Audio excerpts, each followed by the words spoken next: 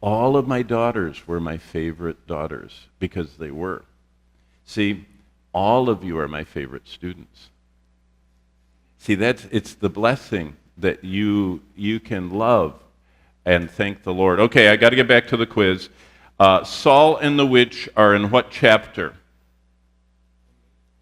Yeah, who said that? 1 Samuel 28. 1 Samuel 28, Saul and the witch. Now, this is the hardest one. There's only one answer for this, and you guys struggle with this. Think about it. Not in your language. In English, how long does it take to read the whole Bible? In English, that's all I'm asking is if you listened to that point. So there's going to be a question, how long does it take to read the whole Bible? And you have to say 72 hours. Okay, let's say it out loud. How long does it take to read the whole Bible? 72 hours. And that's for a sixth grader. Out loud. See, the Bible isn't that long. And then wow, honey. Have you read Haggai, 1st and 2nd Samuel? So only 1st, 2nd Samuel, not Haggai. And have you done the devotional project? Okay, so there you go. Wonderful, my favorite student. Anybody else have, so can you fix that for me, the Haggai part? You don't have to read Haggai for this class. Anybody else have a project you want to turn in to Bonnie? And she'll note those, correct those, and get those back to you. Let's open in our Bibles to 2 Samuel 22. Now, I want to show you something. 2 Samuel 22 is David giving the kind of farewell. It's a long farewell, and he says in verse 22, 2 Samuel 22:1, then David spoke to the Lord the words of this song. Now, the reason I want you to think about that is that's what the Psalms were. David speaking to the Lord the words of a song. And worship, true worship, is to the Lord. Now, be careful, because nowadays, in many churches, worship is to the crowd. And they're trying to get the crowd, kind of worked up and excited, and it's almost become a performance. I'm talking about contemporary worship. The idea is you have a big group of people, and you've got a lot of gifted musicians, and they learn to, what we call in English, play to the crowd, and try and get the crowd worked up. Be careful, worship is supposed to be an offering to God. And so it's very important. Do you know what I do when I'm out in a church service? Before I speak at a church, I watch the musicians. And there's usually one over there on the keyboard, and maybe there's one on the piano, and there are several that are on the bass guitars, and there's the percussionist, and then there are the different ones holding their microphones or have a microphone stand that are singing. And what I look at is, are all of them singing to the Lord?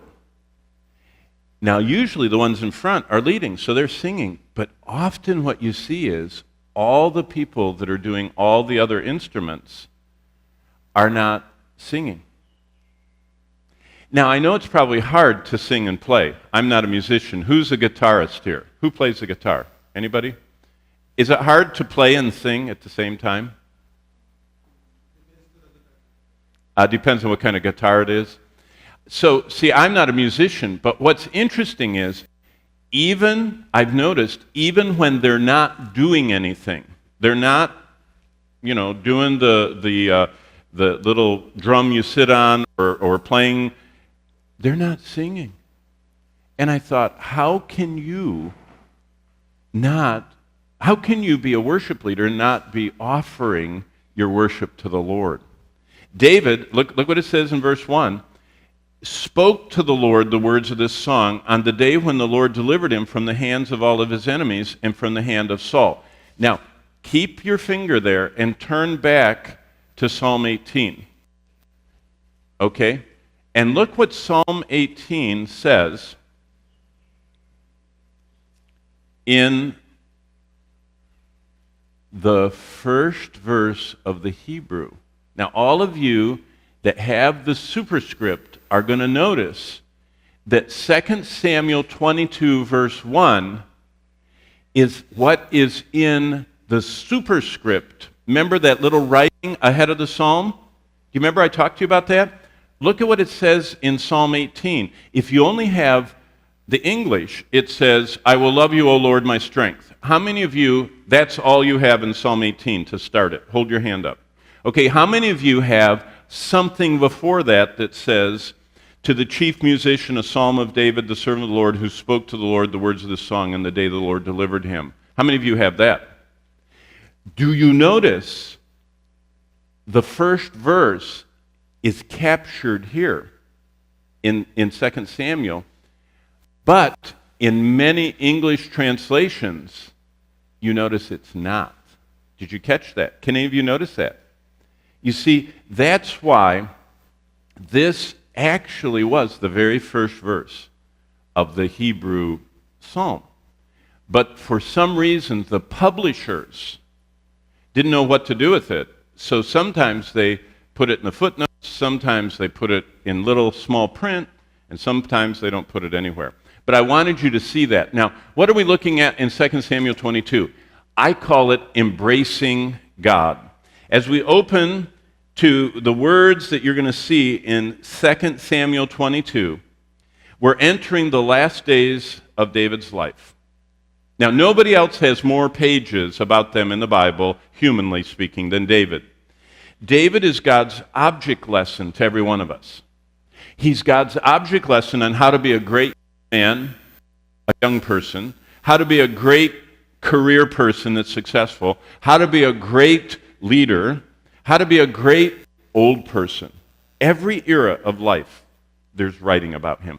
Also, how to do well when everything's going well, and how to please the Lord when you're suffering. See, everything is covered in David's life.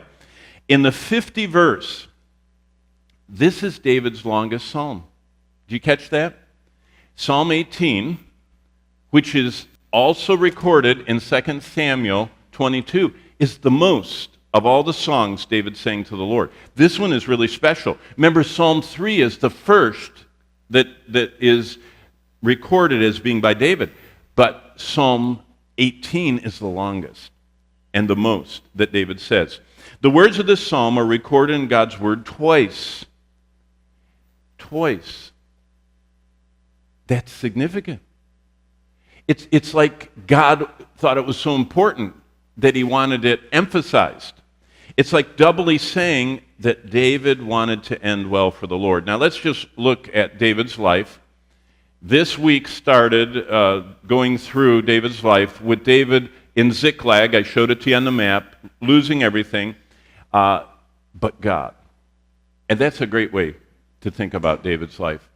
God was the only thing he couldn't lose. He lost his family, he lost his children, he lost his wives, he lost his possessions, he lost his flocks, everything. Then we saw how David was commanded by God to copy, as he became king, to copy those first 192 pages, the Pentateuch, the first 5 books. And he did it. And he carried it with him. And we see that showing up in so many of his psalms. Then, when David was defeated, 2 Samuel 11, when David was chastened, in 2 Samuel 12, when David was forgiven, and remember, always remember there's 3 psalms with David's sin and the Lord's chastisement and his repentance, 32, 38, 51. Then the consequences, we see them played out in David's life. Then we saw, remember the map I had right here on the blackboard of Absalom coming with the army, driving David out, and David was able to sleep, sleeping grace. And then we looked at his lonely times. But now, look at the difference between what it says in 2 Samuel 22. See if you guys can figure out there's one line different and it happens to be the first line. So everybody look at Psalm 18, and someone out loud tell me, what do you see different between Psalm 18 and 2 Samuel 22? There's one line different. Do you see it? Ike, say it louder. Did you all notice that? What is the opening of Psalm 18? What's the first line say? All of you have it, right? Say it out loud together. I love you. Oh, there we go. They said it for us. Did you know that's the only place in the Bible where that is recorded of someone saying that to the Lord in that way? Where else does it say that in the Bible? Oh, Peter says, Lord, you know I love you. After Jesus said, feed my sheep, feed my sheep, feed my sheep, feed my sheep. And Peter felt bad and said, Lord, you know I love you. There's nowhere else in the Bible where someone does this and lifts their heart and says, I love you, O Lord. And it's just unbelievably, I mean, this is David's heart. This is the most overt. That's an English word that means everybody can see it. This is the most expressive of any Bible writer to the Lord. Isn't that amazing? And that's what we're looking at. Loving God. Okay, basically, 2 Samuel 22 and Psalm 18 is us watching how David learned to see all of his life from God's perspective. And before I go too far into it, let me just show you the first three verses. Look at Psalm 18. The first three verses, David says, God is the greatest attraction to me. I love you, Lord, with all my strength. Then starting in verse 4, he starts talking about how desperate his life is. Look what it says in verse 4. The pangs of death surrounded me. Then you get to verse 7, and what he says is, but your power is great. He talks about the Lord shaking the earth and the smoke from his nostrils. What he's talking about there in Psalm 18 is God so powerful. Then in verse 16, look what he says. He, that's the Lord, sent from above. He took me. He drew me. What he's saying is, it's the Lord who delivered me. And that's really a beautiful part of this psalm. Then look at verse 25, because in verse 25, what David emphasizes, starting in verse 25, is God's justice. And look at verse 25. With the merciful, you will show yourself merciful. With the blameless, you will show yourself blameless. And what he's saying is, everything God does is just. Just means it's perfectly, righteously correct. And what David said is, God, when I was sinning and you squashed me, you were perfectly just. When I was seeking Bathsheba and you chastened me, you were perfectly right. And Lord, when I went out and fought the enemies of God and you defeated them, you were right. What David is saying is, both the good things and the bad things in life, God does them right. Now keep going down to verse 30. As for God, his way is perfect. God reveals himself to everybody who trusts him. Do you notice what it says? God's way is perfect. And, keep reading verse 30, the word of the Lord is proven. He is a shield to all who trust him. Basically, what David is saying there is that God reveals himself to us if we'll trust him and follow him. Look at verse 37. David says this, I have pursued my enemies and overtaken them. And then look at verse 46. That means that God conquered all of his enemies. But verse 46 is kind of like the climax. Psalm 18:46. The Lord lives. Blessed be my rock. Now, wait a minute, pause. Look up from your Bibles and think about this. Do you see what's different about David? Most people would say the Lord is a rock, or the Lord is the rock. What did David say? What word is in there? My God. Did you catch that? Did you catch the my part? Did you know some people keep God almost at a distance? The Lord, the God, the Great One, the Good Shepherd. Do you know what David said? My God, my rock, my good shepherd. Do you see how in verse 46, God is worthy of his personal adoration and praise? Don't merely speak of God out there kind of as he's out there, he's great. Do what David did and personalize it and say, he is my rock, my fortress, my deliverer, my God in whom I trust. See the personalize? It's almost like I was telling the SMS students, wherever they are, upstairs, that when couples in their marriages have struggles, Christian couples have struggles in their marriages, and so do unsaved people. One of the big struggles is it's hard for men to say things out loud. They don't like to, it's kind of like a sign of weakness for a man to say, oh, honey, I love you. You are wonderful. You're beautiful. You are the girl of my dreams. You are distracting. It's hard to teach class with you in the back. You know what I mean? So what happens is men have marriage problems, and the wife thinks their husband doesn't love them anymore. And so the wife will bring them into my office when I was a pastor, and they'd say, my husband doesn't love me. And I'd say, why do you think that? And she says, he won't say it. And I'll say, tell her. And the husband always does the same thing. The husband will look at me and say, she knows I love her. I said, no, say it. No, she knows I love her. And see, you have to say it out loud. David says it out loud. I love you, O Lord. Psalm 18:1. I love you, O Lord. You're my Lord.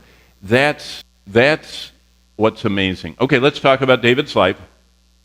We've been walking through his life for hours in many chapters, but this is a summary of David's whole life that shows up in this psalm. Number one, from his lonely childhood and struggling years, he said, I sought the Lord. From his triumphs in the battlefield, they're all here. It says in Psalm 18, the little superscript, when the Lord delivered him from all the hand of all of his enemies. So through all those triumphs, he said, I love the Lord. Through the consequence years, when 4 of his sons die, when 4 huge national disasters take place, during those 8 horrible times, David said, I love you. Basically, in the 31 Psalms, there are 31 Psalms that have one of those little historic markers that tell us what's going on in David's life. Either he's in the cave, or he's running from Absalom, or whatever he's doing. In all 31 Psalms, the Holy Spirit inspired David to write, during these greatest struggles, he says the same thing. I love you, Lord. You're my rock. You're my fortress. You're my deliverer. I'm going to hold on to you. Remember my son? And he'd stick his arms out. David stuck his arms out to the Lord. That's what the Lord wants us. Starting in verse 1 of Psalm 18, and let me just point out some words in Hebrew that the Lord chose. David says this full-hearted expression to God, I will love you, O Lord, my strength. The word love is the Hebrew word racham. It's a rare verb, and it's the choice of it is interesting. It's different than emotional love, or admiration. I can say, boy, I really love my phone. But have you ever seen someone do this with their phone and hug it? That would be strange, wouldn't it?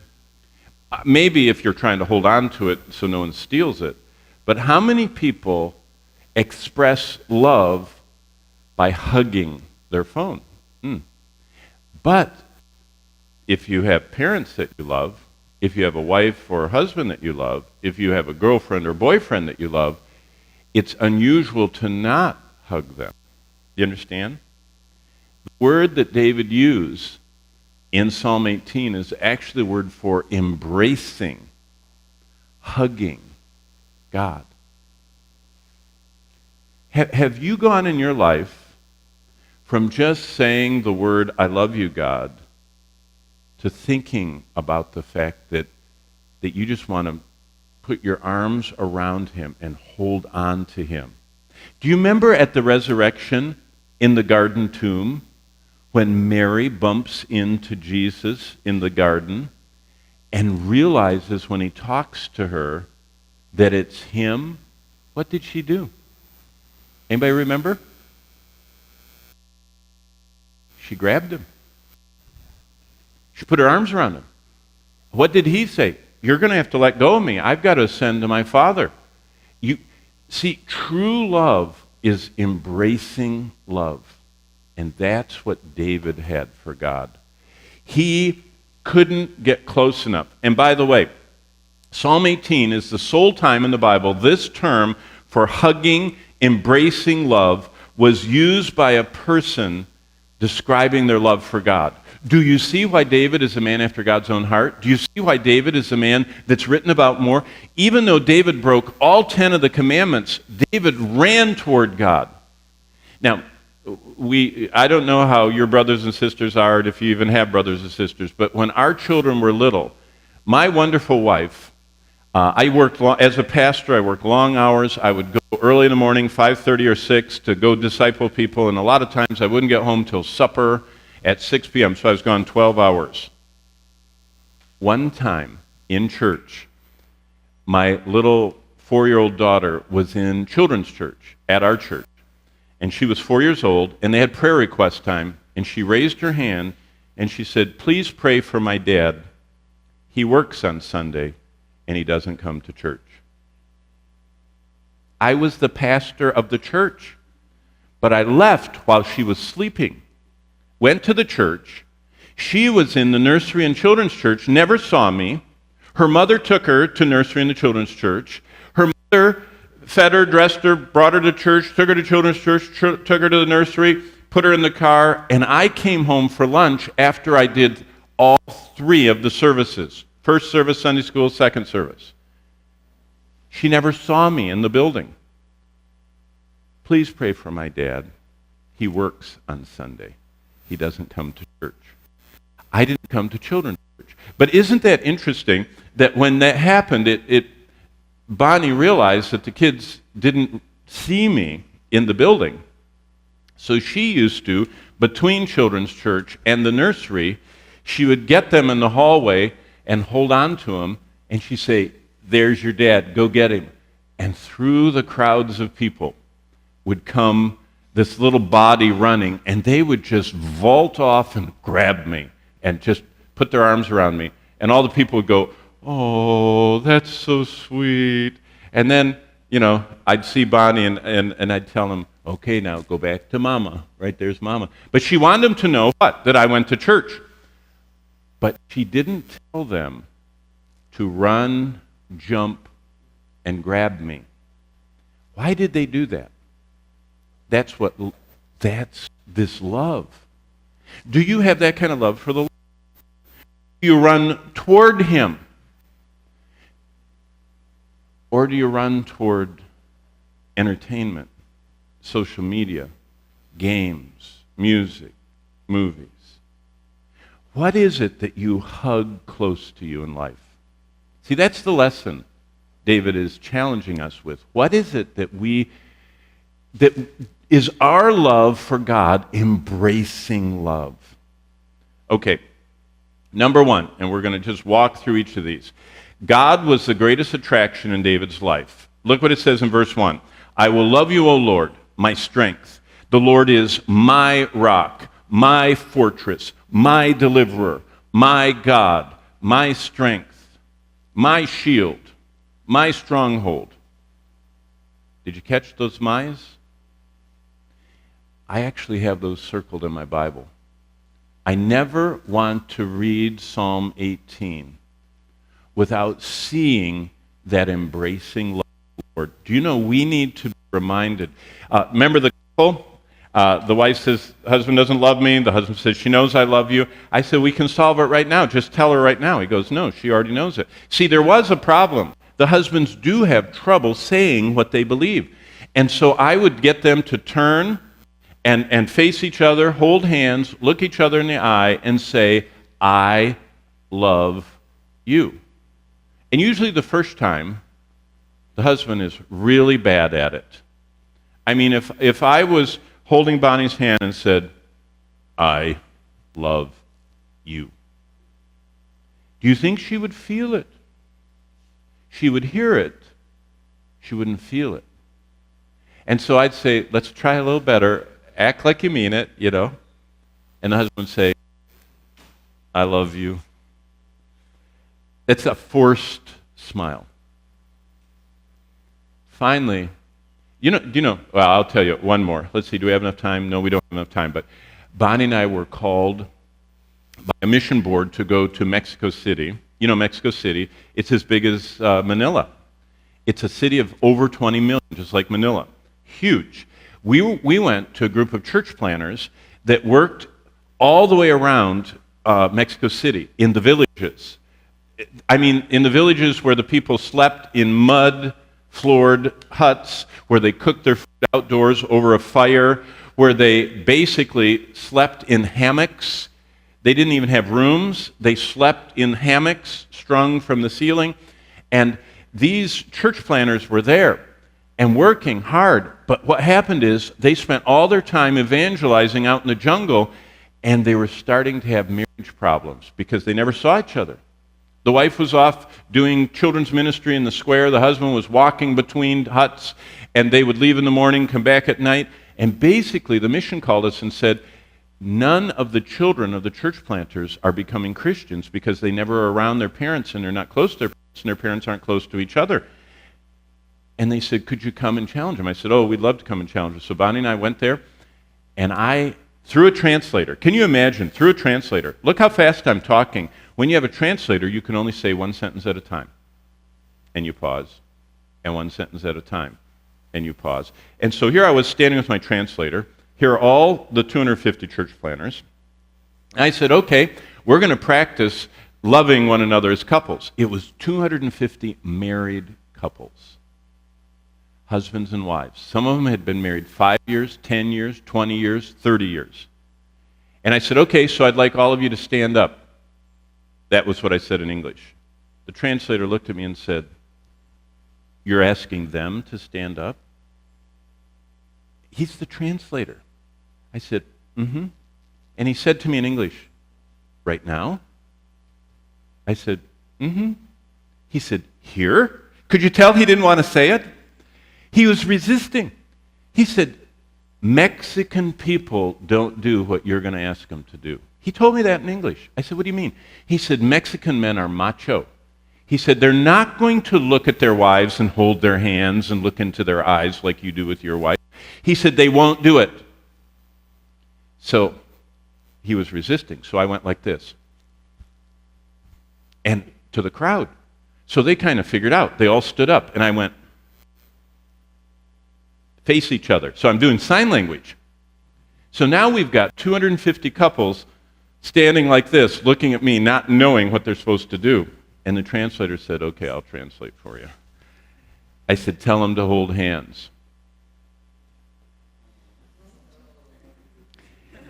I said, have the husband look into the eyes of his wife. And repeat, and I started reading what it says in Ephesians 5. Husbands are supposed to love their wife as Jesus Christ loves each of us. So I said, look into your wife's eyes and say, I will love you like Jesus Christ loves you. Oh boy, was that a moment. That's this embracing, attracting love that David had for God. And it was men, macho. Do you know what macho is? Is that a word, in the Philippines? Big tough guy, weightlifter, like that. These women were standing there with their husband of 5, 10, 20, 30 years holding their hands. The lights were bright lights that shine down like this. They weren't fluorescent lights like these are. They were can lights. And can lights shine down like this. So a lot of the women had lights over their heads where the light was kind of illumining their face. And here I am standing in this auditorium with all these couples holding hands, and you could see sparkling little lines coming down women's faces. What do you think they were doing? Crying. As soon as the break came, they ran to Bonnie. I'll never forget, a crowd of women ran up to Bonnie and they looked at her and they said, "My husband has never said anything like that to me in our entire marriage. 5 years, 10 years, 20 years, 30 years. And one of the women said, "I don't care if he meant it or not. I just can't believe he said it to me." And she just cried and cried and cried. Did you know if a human being gets a big charge out of another human being holding their hand and saying, "I love you," how much more does God want us to reach out and say, "I love you so much. If I could, I would hug you right now." Do you see why David was a man after God's own heart? That's how he was. Part 2, in verses 4 through 6, David says, "The pangs of death have surrounded me." Verse 4, "The floods of ungodliness made me afraid." He says, "I've loved you even through desperate conditions." That's a good time to love the Lord. Look at verse 7. David says, "You can shake the earth. You can quake the foundations. You can," verse 9, "bow the heavens. You ride on a chariot on the wings of the wind." David is describing God's power as awesome. You know what he's saying? Just like those Mexican men were macho, David was saying, "God, you're powerful. I admire you." Did you know where you turn when you have problems shows who you admire? Many people can't leave home without their phone because they're just afraid not to be able to call someone for help. I say, wait a minute. Who's in the car with you all the time? God. Do you cry out to him for help? Do you ask him to help you? Do you seek the Lord as much as you seek or emergency services or whoever you call? Part 4, God is just in everything he does. Verse 28, look what it says. "You will light my lamp. The Lord will enlighten my darkness." It's me who doesn't understand what's going on, not God. God knows what's best. God is working all things. Have you guys memorized Romans 8:28 yet? And we know that God works all things together, what? For good to those who what? Love him. It's that embracing. See, the God is just in all he does. And what he wants us to do is to trust him. To say, "You know more than I know. You see everything. You're doing it, working everything together for good." David could have said, "How come you let me grow up in a family where my dad and brothers didn't like me and they left me over there taking care of sheep?" David didn't do that. He didn't say, "God, you don't know what you're doing." David said, "You knew what you were doing, and I sought you in the fields." That's what he says in Psalm 132. When his family abandoned him to work all the time, David sought God. That's what he said. Everything God has done is just. By the way, do you think God is wise in the family he put you in? Have you ever thought about that? Did you pick your parents? Absolutely not. Did they pick you? No, they did not. Unless you're adopted. If you're adopted, if your parents went to an orphanage and said, "I want that one," then that's great. They love you. They picked you. I didn't pick my children. My children didn't pick me. God picked the children to go into my home. God picked my parents. My parents. He picked them. I didn't. He also picked that I would be born in their family, and basically you have all the characteristics of your parents, whether you know them or not. God picked all those unchangeable parts of your life. By the way, David writes about that in Psalm 139. He does a lot of writing. Okay, next. God conquered all of our enemies. In verse 37, I have pursued my enemies and overtaken them and didn't turn back till they were destroyed. But what he said is, verse 39, "You're the one that strengthened me for the battle. You subdued those who rose up against me." Do you catch who really won the wars? Do you know why David was never defeated in battle? Because he never fought the battle, the Lord did. Did you catch that? You see, David walked out toward Goliath, and if he hadn't done the slingshot, Goliath would have died somehow anyway. You know, a meteorite would have hit him, or lightning would have hit him, or something. How do I know that? Because it's God that was fighting for David. Sometimes God sent thunder. Sometimes God shook the earth. Sometimes God would put confusion among the enemies, and they would turn on each other and kill each other with their own swords. But what David said is, I'm not a big military hero. God, you are the one that won the battle. There was a missionary. Have you heard of the missionary or the servant of the Lord named George Mueller? Have you all heard of him? The man with the orphanages?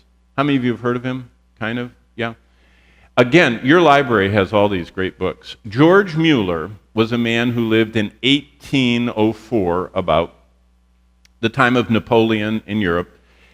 And he lived until about the end of the 1800s. He lived to be 90-some years old. And he opened homes for orphans. But he never asked anybody for money. He never said, could you donate to my orphanage? He prayed. All he did is pray. There came a time when he had 5,000 children in his buildings. He had them all sit at their tables for breakfast, and there was no food in the kitchen. Nothing. No milk, no bread. And George Mueller told the staff, go ahead and get all the kids to sit down. They said, why? It'll make them hungrier. They'll be sad. He said, the Lord will provide. And while they were being seated, they could hear the sound of wagons coming.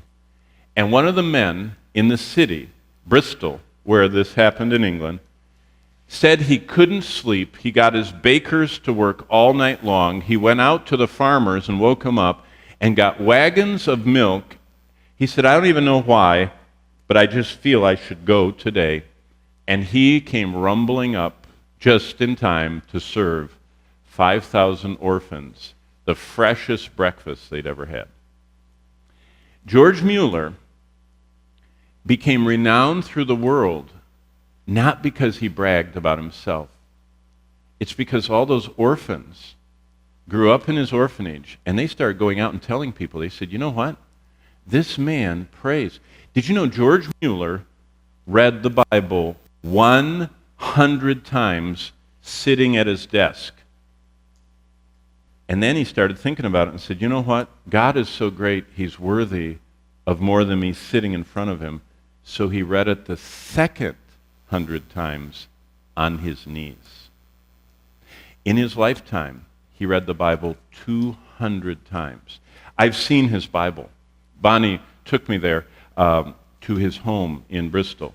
And his 200-year-old Bible is in a case with glass around it. And there's not a page that doesn't have his tiny, beautiful handwriting where he underlined verses and wrote kind of what you're doing in your devotional projects, wrote what he found out about the Lord. This man said, God conquered all of my enemies, just like David did, and God used him greatly. Well, starting in verse 46, the Lord lives, blessed be my rock. Look at this. Let the God of, what does your Bible say in verse 46? The God of what? My what? Yeah, my God, but what does it say? Let the God of my what? Salvation. Do you understand the difference between David and Saul? When Saul talked to Samuel, you know what he said to Samuel? Talk to the Lord your God. It's one of the most interesting, that's in 1 Samuel 15. Remember the Agag and all that stuff we covered last week? Did you catch the difference? Samuel, it was Samuel's God to Saul. He said, go talk to your God. Who was the Lord to David? My God, my salvation, my rock. The Lord for us to say, all my life, as long as I live, I'm going to proclaim you are God. Okay, real quickly, we need to seek God even when we're imperfect. Was David fearless? No. Was he perfect? No. In fact, I'll try it again. If I say to you, David and, you'll either think of Goliath or Bathsheba. Right? Isn't it interesting? We always think both of his highlight, Goliath, and his low moment, Bathsheba. You don't have to be perfect. You don't have to have a perfect marriage. Did you know that basically the only wife it seems David got along with for the whole length of their marriage is Bathsheba? The rest of them, I mean, Michael didn't want anything to do with him, and the rest of them we hardly even hear about. He doesn't even talk about. It's just like they had children and they're out there. But he, to the end, loved Bathsheba. Did you know you don't have to have a perfect marriage to please God? You don't have to have perfect children. By the way, did any of David's children turn out? Would any of you want to have his children? They're killing each other. They're raping each other. They're trying to kill David. Solomon is worshiping false idols. Solomon married all these foreign wives, and every foreign wife brought her idol in to the city of Jerusalem. You don't have to have perfect children. And you don't have to be constantly serene. Was David serene? No. Basically, what we should do is what it says in Hebrews 11:6, and realize that God is a God that rewards those that diligently seek him. That's how we please God. Without faith, it's impossible to please God. Hebrews 11:6. For he that cometh to God must believe that he is, and that he's a rewarder of those who diligently seek him. Now, here's my question. Do you diligently seek the Lord? Really? You know what some of you think? I'm in school. I'm in the institute. You know, I just have to do all this work. And so you do the work. But you don't realize that on the other side of your notes, on the other side of your studies, is a God with his arms out. And he wants you to hug him. He wants you to race toward him. He wants you sometimes during study hall, now don't do it out loud, but just while you're studying away, look up and say, I love you, God. I mean, if I wasn't in study hall and wasn't supposed to be quiet, I would hug you. I love you so much. See, that's what David was like. Psalm 18 is kind of like the investment record recorded by God of David's investments. That's why it's the longest psalm. David said, I've spent my whole life investing in you. It's how did he invest in God? As a shepherd boy, he trusted God when he faced wolves and lions. When he was a little boy, he trusted God when he faced Goliath. As King Saul's son-in-law, he trusted God as he fought the Philistines. When he became king, he trusted God when he faced all the armies. David responded to our great God by embracing him. And that's my challenge to you. Embrace God all of your days. Let's have a good break, and we'll be back.